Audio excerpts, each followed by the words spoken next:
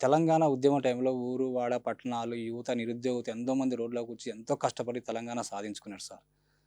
కానీ ఆళ్ళ కల నిరుద్యోగుల కల ఇప్పటికీ సాకారం కాలేదు. దీనిపైన మీరేమంటారు? మీకెంతో తెలంగాణ పైన అనుభవం ఉంది. ఎంతో మంది కొన్ని వేల మంది గ్రూప్ 1, గ్రూప్ 2 విద్యార్థులకు పోటీ ఇచ్చిన అనుభవం కూడా ఉంది సార్. దీనిపైన మీరేం మాట్లాడతారు సార్ నిరుద్యోగ సమస్య పైన? తెలంగాణలో వాస్తవంగా నిరుద్యోగుల కలలే గాదు. అసలు ఏ కల నెరవేరలే. అన్ని కలలు అట్లే పెండింగ్‌గా ఉన్నాయి. 1, 2 కలలు ఏమైనా తీరినాయంటే వాళ్ళు ముఖ్యమంత్రులు అవ్వడమో, లేకపోతే మంత్రులు అవ్వడమో తప్ప మిగతా కలలు మాత్రం అట్లే ఉన్నాయి. నిరుద్యోగుల కలలు నిజంగా చెప్పాలంటే లాస్ట్ 12 ఏళ్లుగా చాలా డ్యామేజ్ చేశారు. డ్యామేజ్ చాలా ప్రణాళికబద్ధంగా చేశారా, కాకతాళీయంగా చేశారా అనేది మాత్రం మనం నిర్ధారించడానికి మళ్ళీ అదొక పెద్ద చరిత్ర అయితది.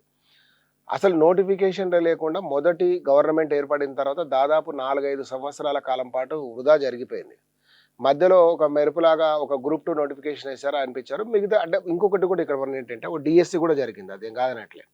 సో, ఇక్కడ ఏంటంటే ఉద్యోగాలు అనగానే మనం స్పెసిఫిక్‌గా కొన్ని చూస్తాం.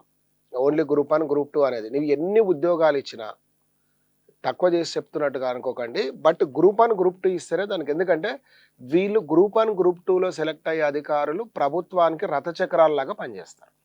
ఎంత మిగతా వాళ్ళు ఇప్పుడు టీచర్ ఉన్నాడు. ఆయన రేపు జాతి నిర్మాణంలో పాత్ర వహిస్తాడు. కానిస్టేబుల్ ఉన్నాడు. ప్రజా రక్షణలో వహిస్తాడు. వీళ్ళందరినీ కూడా కోఆర్డినేట్ చేసి ముందుకు తీసుకుపోవాల్సింది ఎవరంటే గ్రూప్ 1 అండ్ గ్రూప్ 2. ఇది రెగ్యులర్‌గా లేకపోవడం అనేది చాలా మైనస్. మిగతావి కూడా ఏవి రెగ్యులర్‌గా ఏం లేదు. వాళ్ళు ఇచ్చిందేం లేదు. కేవలం పోలీస్ రిక్రూట్‌మెంట్ మాత్రం రెగ్యులర్‌గా అప్పుడప్పుడు చేశారు. ఎందుకు చేశారు అంటే ఈ ప్రజలు ఎవరైనా ఏమైనా అడుగుతారేమో వీళ్ళని తీసుకుపోయి లోపలేయడానికి పోలీసు వాళ్ళు పనికొస్తారని తప్ప ప్రజలను రక్షించడానికి ఉపయోగపడినట్లుగా అయితే లేదు.